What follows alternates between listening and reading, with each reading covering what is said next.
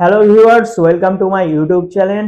আজকে এই ভিডিওতে ক্লাস 5 এর ছোট ছোট ভাই বোনদের কথা মাথায় রেখে পরিবেশের কিছু সাজেস্টিভ প্রশ্ন নিয়ে আলোচনা করছি, যেগুলো সেকেন্ড ইউনিট টেস্টের জন্য অত্যন্ত গুরুত্বপূর্ণ। যদি আমার কাছ থেকে এই প্রশ্নগুলো তোমরা কালেক্ট করতে চাও, তবে অবশ্যই আমাকে ইমেলে মেল করলেই আমি সম্পূর্ণ পিডিএফটি দিয়ে দিব। তারপর সেটা তোমরা প্রিন্ট করে পরীক্ষার আগে পড়ে গেলেই কিন্তু পরীক্ষাতে ভালো ফলাফল করবে। তো কি প্রশ্ন আসতে পারে, চলো সম্পূর্ণ উত্তর সমেত আমি আলোচনা করে দিচ্ছি। ভিডিওটি মন দিয়ে দেখতে থাকো। পঞ্চম শ্রেণীর পরিবেশ সাজেশন 2025 দ্বিতীয় ইউনিট টেস্ট। 1 নম্বর প্রশ্ন, জীব বৈচিত্র্য কাকে বলে? আমাদের পরিবেশে যত রকম উদ্ভিদ আর প্রাণী আমরা দেখি সেটাকেই বলে জীব বৈচিত্র্য।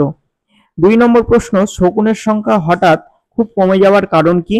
এখন গরুদের ব্যথা কমানোর ওষুধ দেওয়ার ফলে তাদের মাংসে বিষ থেকে যায়। সেই বিষ মাংস খাওয়ার ফলে শকুনেরাও হারিয়ে যেতে বসেছে। এছাড়াও উঁচু গাছ কেটে ফেলায় সহজে শকুনের বাসা বাঁধার সম্ভাবনাও কমে যাচ্ছে।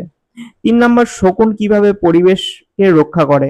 শকুন মরা জন্তুর মাংস খেয়ে পরিবেশকে দুর্গন্ধের হাত থেকে রক্ষা করে ও পরিবেশকে পরিষ্কার রাখে। 4 নম্বর প্রশ্ন, ঔষধি গাছ হারিয়ে যাচ্ছে কেন? ফাঁকা জায়গায় এমনই পড়ে থাকলে সেখানে নানা রকম গাছ জন্মায়। এখন সব জায়গা পরিষ্কার করে চাষ হওয়ার ফলে ঔষধি গাছ হারিয়ে যাচ্ছে। 5 নম্বর প্রশ্ন, হুগলি নদীর আরেক নাম কি? হুগলি নদীর আরেক নাম ভাগীরথী হুগলি। 6 নম্বর প্রশ্ন, দামোদর কোন নদীতে মিশেছে? দামোদর হুগলি নদীতে মিশেছে। 7 নম্বর, পশ্চিমবঙ্গের কোথায় কোথায় লাল মাটি দেখা যায়? পশ্চিমবঙ্গের পুরুলিয়া, বাঁকুড়া ও পশ্চিম মেদিনীপুরের পশ্চিমাংশ, বর্ধমান ও বীরভূম জেলার পশ্চিম অংশে এই ধরনের মাটি দেখা যায়। 8 নম্বর প্রশ্ন, শাল পাতা দিয়ে কি কি বানানো হয়? শাল পাতা দিয়ে প্লেট, বাটি, থালা বানানো হয়। 9 নম্বর প্রশ্ন, দ্বারকেশ্বর ও শিলাবতী নদীর জলধারা কোথায় মিলিত হয়ে কি নামে পরিচিত হয়েছে? দ্বারকেশ্বর ও শিলাবতী নদীর জলধারা পশ্চিম মেদিনীপুরের ঘাটালের কাছে মিলিত হয়ে রূপনারায়ণ নামে পরিচিত হয়েছে। 10 নম্বর প্রশ্ন, কোন কোন নদী মিশে হলদি নদী তৈরি হয়েছে? কেলেঘাই ও কংসাবতী নদী মিশে তৈরি হয়েছে হলদি নদী। 11 নম্বর, গঙ্গা নদী কোথা থেকে সৃষ্টি হয়েছে? গঙ্গা নদীর উত্তরাখণ্ডের গোমুখ গুহা থেকে সৃষ্টি হয়েছে। 12 নম্বর প্রশ্ন, শিলাইদহ কোথায় অবস্থিত? শিলাইদহ পদ্মার পাড়ে অবস্থিত। 13 নম্বর, কত সালে বঙ্গভঙ্গ হয়েছিল? 1905 সালে। 14 নম্বর প্রশ্ন, বাংলাদেশের জাতীয় সঙ্গীতের নাম কি? আমার সোনার বাংলা, আমি তোমায় ভালোবাসি। 15 নম্বর প্রশ্ন, রবীন্দ্রনাথের বাড়ি কোথায় ছিল? কলকাতার জোড়াসাঁকোতে। 16 নম্বর, রাঢ় অঞ্চলের মাটি কেমন? রাঢ় অঞ্চলের সব জায়গার মাটি উর্বর, তবে কিছু জায়গায় বেশি দোআঁশ ও কিছু জায়গায় এঁটেল মাটি দেখা যায়। 17 নম্বর প্রশ্ন, হলদি নদী কোথায় গিয়ে কোন নদীর সাথে মিলিত হয়েছে? হলদি নদী হলদিয়াতে গিয়ে হুগলি নদীর সাথে মিলিত হয়েছে। 18 নম্বর প্রশ্ন, নিত্যবহ নদী কাকে বলে? যে নদীগুলো সব সময় বয়ে যায় এবং সারা বছর জল থাকে সেই নদীগুলোকে নিত্যবহ নদী বলে। উদাহরণ, গঙ্গা নদী। 19 নম্বর, সভ্যতা কাকে বলে? সভ্য মানুষের নানান কাজকর্মকে একসঙ্গে সভ্যতা বলে। 20, নদী তীরের কোন কোন সভ্যতার কথা তুমি জানো? সিন্ধু সভ্যতা, সুমেরীয় সভ্যতা ও মিশরীয় সভ্যতার নাম আমি জানি। 21 নম্বর, সুন্দরবন কোথায় অবস্থিত? সুন্দরবন গাঙ্গেয় সমভূমির দক্ষিণ অংশে অবস্থিত। 22 নম্বর প্রশ্ন, সুন্দরবনের বিখ্যাত পশু ও গাছের নাম লেখো। সুন্দরবনের বিখ্যাত পশু হলো রয়্যাল বেঙ্গল টাইগার, আর সুন্দরবনের বিখ্যাত গাছের নাম হলো সুন্দরী। 23 নম্বর, সুন্দরবনের মোট কতগুলো দ্বীপ রয়েছে? মোট 135টি দ্বীপ রয়েছে। 24 নম্বর, সুন্দরবন অঞ্চলের কয়েকটি নদীর নাম লেখো। মাতলা, বিদ্যাধরী, কালিন্দী ও রায়মঙ্গল। 25 নম্বর, ঠেসমূল কাকে বলে? সুন্দরবনের নোনা মাটিতে যে সমস্ত গাছ জন্মায় তাদের মধ্যে এক ধরনের গাছের মূল মাটির গভীরে গিয়ে গাছকে মাটিতে আটকে রাখে। এই ধরনের মূলকে বলা হয়ে থাকে ঠেসমূল। 26 নম্বর, শ্বাসমূল কাকে বলে? সুন্দরবনের নোনা মাটিতে এক ধরনের গাছ জন্মায় যার মূল মাটি থেকে উপরে ওঠে। এই মূলের সাহায্যে গাছ বাতাস থেকে অক্সিজেন নেয়। এই ধরনের মূলকে বলে শ্বাসমূল।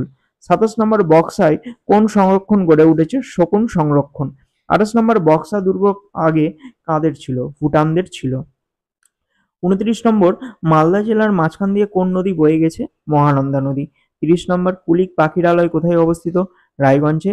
31, দক্ষিণ দিনাজপুরের পশ্চিমে কোন জেলা রয়েছে? মালদা জেলা। 32 নম্বর প্রশ্ন, জলপাইগুড়ি জেলা কোন কোন নদীর তীরে অবস্থিত? করবা ও তিস্তা নদীর তীরে অবস্থিত। 33 নম্বর প্রশ্ন, বক্রেশ্বর তাপবিদ্যুৎ কেন্দ্র কোথায় অবস্থিত? বীরভূম জেলাতে অবস্থিত। 34 নম্বর, পুরুলিয়ার কোন নাচ বিখ্যাত? ছৌ নাচ।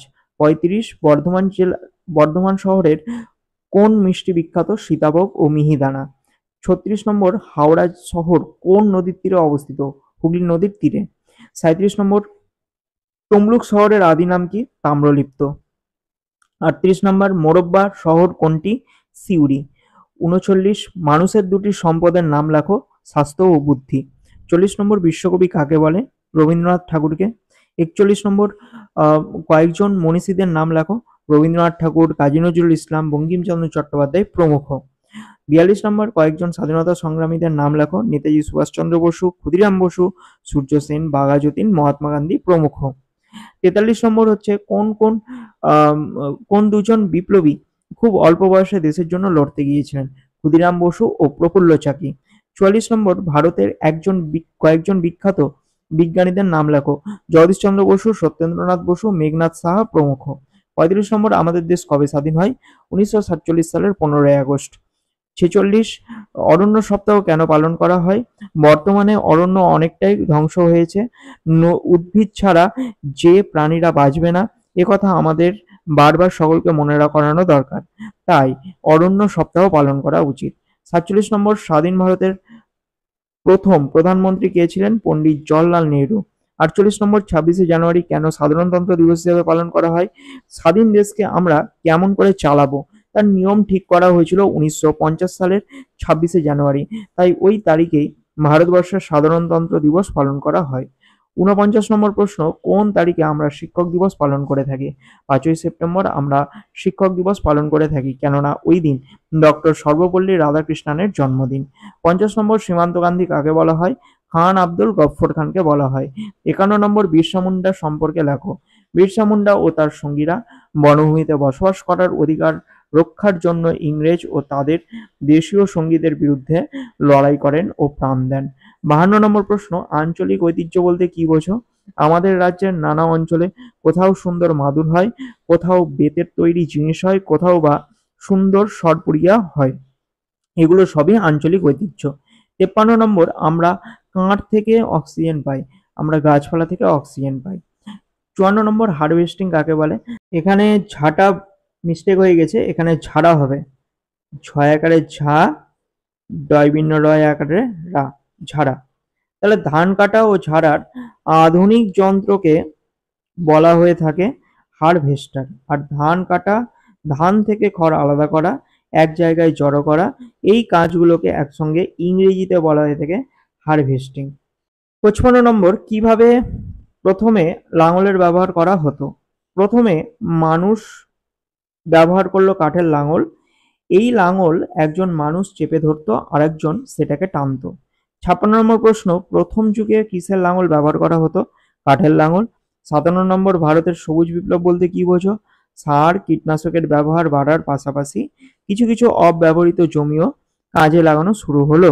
এইভাবে আমরা মোটামুটি ভাবে নিজের দরকার মতো নিজের খাদ্য নিজেরাই উৎপাদন করতে শিখলাম। এই ঘটনাকে ভারতের সবুজ বিপ্লব বলা হয়। 58 নম্বর প্রশ্ন, আধুনিক চাষে কি কি নতুন ভাবনা এলো? নতুন ভাবনার ফলে জৈব সার, জৈব কীটনাশকের ব্যবহার শুরু হলো, নানান ধরনের বীজ ব্যবহার ও বৃষ্টির জল জমিয়ে রেখে ব্যবহার শুরু করা হলো। 59 নম্বর প্রশ্ন, দার্জিলিং গেলে কিসের বাগান দেখা যাবে? চা বাগান। 60, ধান ঝাড়া কাকে বলে? চেরা বাঁশ দিয়ে ফাঁকা ফাঁকা করে ধান ঝাড়ন তৈরি করা হতো, তার উপর পেটানো হতো, এর ফলে ধান ও খড় আলাদা হয়ে যেত, এই কাজকে ধান ঝাড়া বলা হয়। 61 নম্বর, ধাপ চাষ কাকে বলে? পাহাড়ি অঞ্চলে সিঁড়ির মতো জমি তৈরি করে যে চাষ করা হয় তাকে ধাপ চাষ বলে। 62 নম্বর, দার্জিলিং এর প্রধান ফসল কোনটি? চা। 63 নম্বর, তরাই অঞ্চলে কোন কোন ফল বিখ্যাত? আনারস ও কলা বিখ্যাত। 64 নম্বর, মালদা জেলার কোন ফল বিখ্যাত? ফজলি আম। 65 নম্বর, কোন সময়ে আলু চাষ হয়? শীতকালে। 66 বলেছে যে ডিবিসি তৈরি করা হয়েছিল কেন? বন্যা বন্ধ করার জন্যই ডিবিসি তৈরি করা হয়েছিল। 67 নম্বর, ডিবিসির পুরো নাম কি? Damodar valley corporation. 68 নম্বর প্রশ্ন, সারা বছর ফল পাওয়া যায় এমন একটি গাছের নাম লেখো। পেঁপে। 69, বলেছে যে পলি মাটিতে কোন কোন ফল ভালো হয়? নারকেল, তরমুজ, সুপারি ইত্যাদি। 70 নম্বর প্রশ্ন, কাঁকুড়ে লাল মাটি অঞ্চলে কোন কোন ফসল চাষ হয়? ঠাকুরের হয়ে গেছে, এটা কাকুরের হবে, ঠিক আছে, ক হবে, কয়ে চন্দ্রবিন্দু আকার। কাকুরের লাল মাটি অঞ্চলে বিউলি, মটর, মুসুর, বরবটি, সিম, ভুট্টা, বাদাম ইত্যাদির চাষ হয়। 71 নম্বর, কোথাকার পেয়ারা বিখ্যাত? বারুইপুরের পেয়ারা বিখ্যাত। 72 নম্বর প্রশ্ন, ভেরিতে কোন কোন মাছ চাষ হয়? পার্সে, ট্যাংরা, ভেটকি, পাবদা, রুই, মৃগেল, কাতলা প্রভৃতি মাছের চাষ হয় এবং বাগদা, গলদা চিংড়িও ভালো চাষ হয়। 73 নম্বর প্রশ্ন, সমুদ্র থেকে কোন কোন মাছ ধরা হয়? সার্ডিন, ইলিশ, ভোলা, চাঁদা, লোটে মাছ ধরা হয়। 74 নম্বর, কোথায় কাজু বাদাম চাষ হয় প্রচুর? দীঘার আশেপাশে। 75 নম্বর, কোথায় জিওল মাছ পাওয়া যেত? বৃষ্টি বেশি হলে মাঠে ধান কাটার সময়ও জল কাদা থাকতো আর তাতে জিওল মাছ পাওয়া যেত। 76 নম্বর, কয়েকটি জিওল মাছের উদাহরণ দাও। শিঙি, মাগুর। 70 নম্বর, সব রকম মাছকে বাঁচানো দরকার কেন? জলের পরিবেশ ঠিক রাখতে গেলে সব মাছ বাঁচানো দরকার, তা না হলে খাদ্য শৃঙ্খল ভেঙে পড়বে। এটা লিখবে, খেয়েটা লিখবে না, ঠিক আছে। নেক্সট 78 নম্বর প্রশ্ন, পঞ্চায়েত কিভাবে লুপ্তপ্রায় মাছকে বাঁচাতে পারেন? পঞ্চায়েত একটা কি দুটো পুকুরে দেশি মাছ সংরক্ষণ করতে পারেন। যাদের বেশি পুকুর আছে তাদেরকে বলে মাছ সংরক্ষণ করার ব্যবস্থা করতে পারেন। তো এই ছিল আজকের আলোচনা। ভিডিওটি যদি উপকারে লাগে অবশ্যই একটা লাইক করো। চ্যানেলে যদি নতুন হয়ে থাকো চ্যানেলটিকে অবশ্যই সাবস্ক্রাইব করে পাশের বেল আইকনে ক্লিক করো, বন্ধুদের মধ্যে শেয়ার করো আর তোমাদের মূল্যবান মতামত আমাকে অবশ্যই জানাও।